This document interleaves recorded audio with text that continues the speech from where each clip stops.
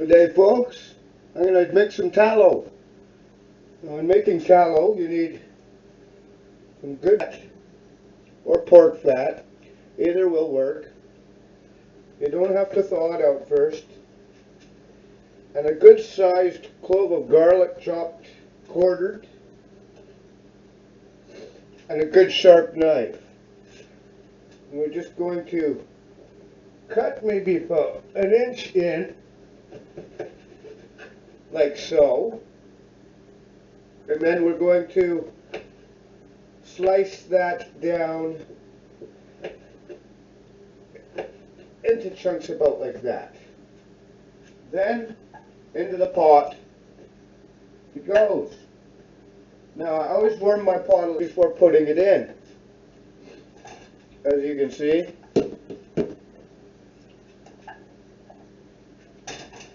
Now I'm just warming the pot right now. I'm not bringing it up to cooking temperature.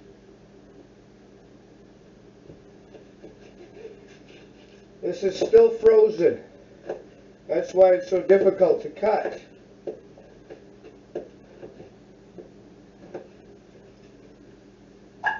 It's already starting to cook. Got it at a good temperature. Now it's going to be easier to cut as I'm cutting in a different direction now.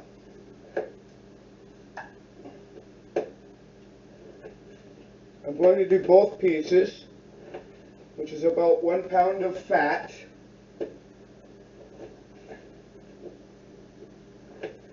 This is an old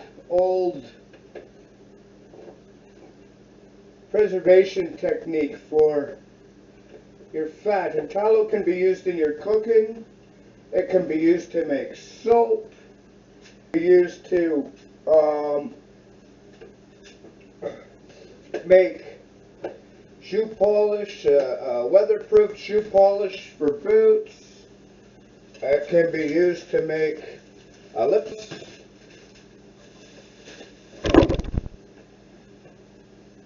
That's the size I'm making the tallow out of using.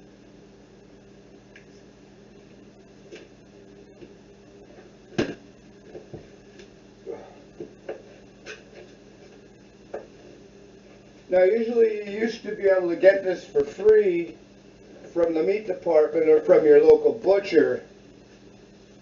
They charge money for it.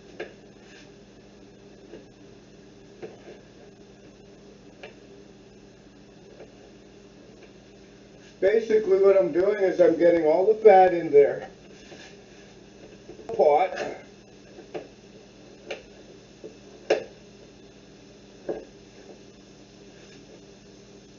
Like so.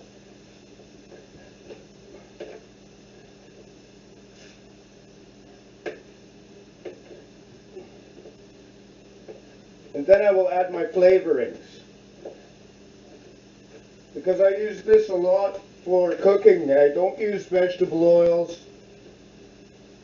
I don't use canola oil.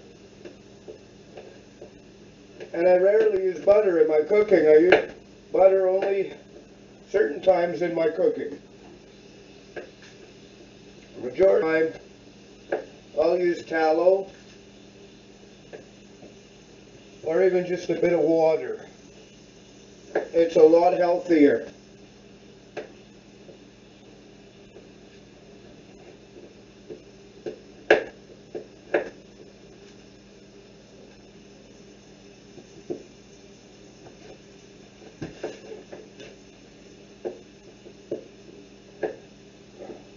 The reason why I do this when it's still frozen is because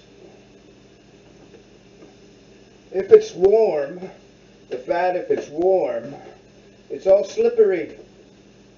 You cut yourself.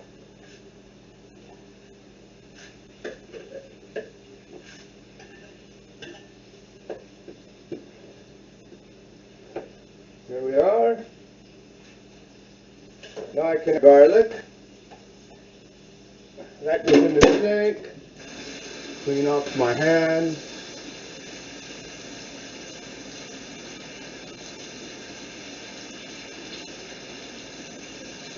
Actually, actually extremely good for the skin.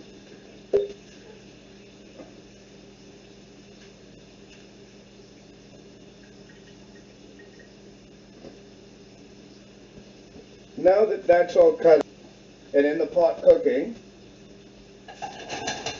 as you can see, it's in the pot cooking. I'm going to add a little salt,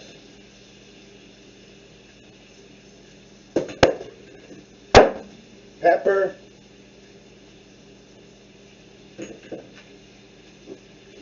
and I harvested these from a friend's garden in the summertime.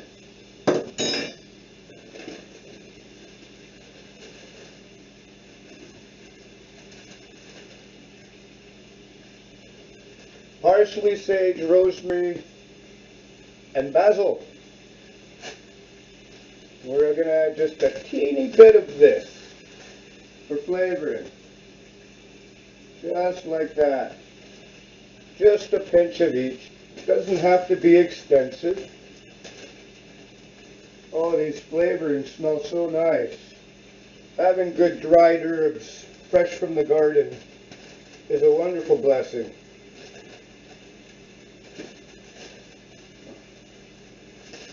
Now you could add a bay leaf to this as well, but I saved my bay leaves for making adobo.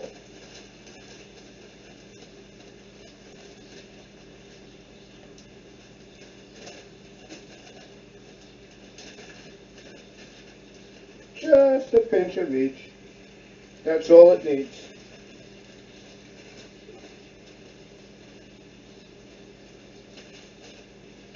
Yeah, we're good to go. As you can see,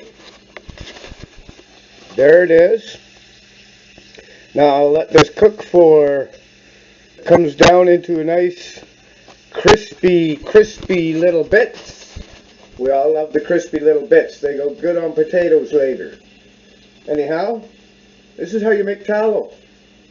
Later, after it's all rendered, I'll put it into a jar and into the fridge and use that for my cooking. See? Now it's time to make a wreath.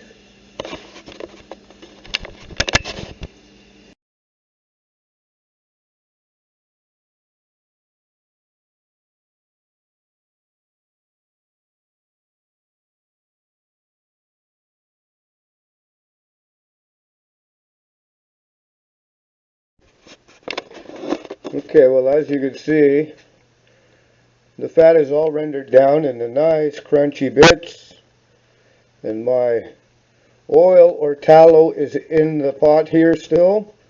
So we're going to get all those crunchy bits out, and they go into a bowl with a napkin. You'll see why later. Okay. We do this with a fork.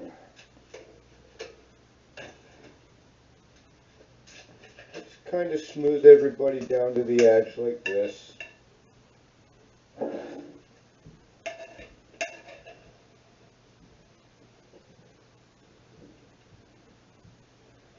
out everybody comes.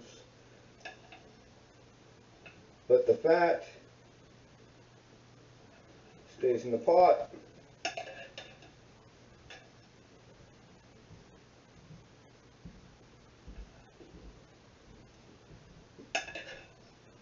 And the crunchy garlic as well, because remember I put the garlic in.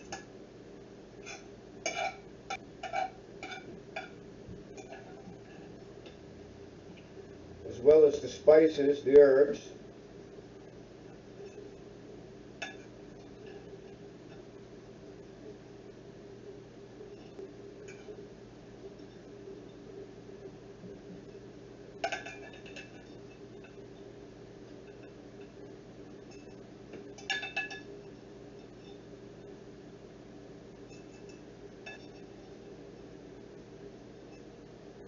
There we go. Usually all of these crunchy fried bits of fat make a really tasty treat for kids or or if we're on a salad, or even a baked potato. There we are. There's the crunchy bits of fat after the tallow's done. So now what I want to do is I want to get all of that in here where the rest of my tallow is. As you can see, we're almost run right out, so I had to make more. Now hopefully I won't spill.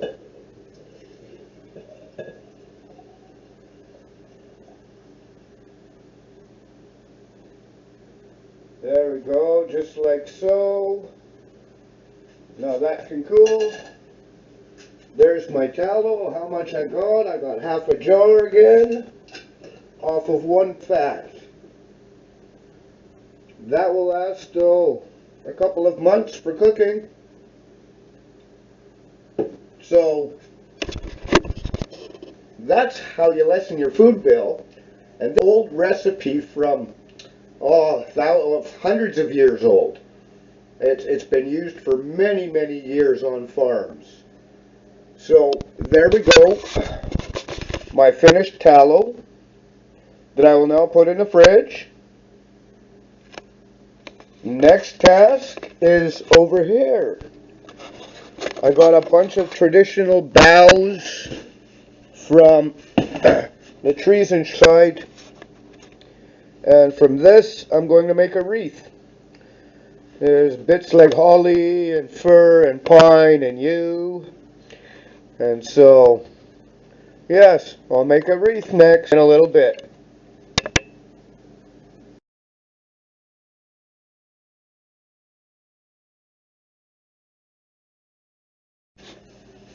There's one other thing I wanted to mention about here that I have in the house that I keep in the bottom of my fridge for, some household waste and stuff. And I use these guys for fish. So I've got my own worm farm. Every once in a while you got to stir this up a little bit gently so you don't hurt the worms. They're in here. There's one right in there. I don't know if you can see him. Well, that's where I keep my dew worms. And a little trick with these guys is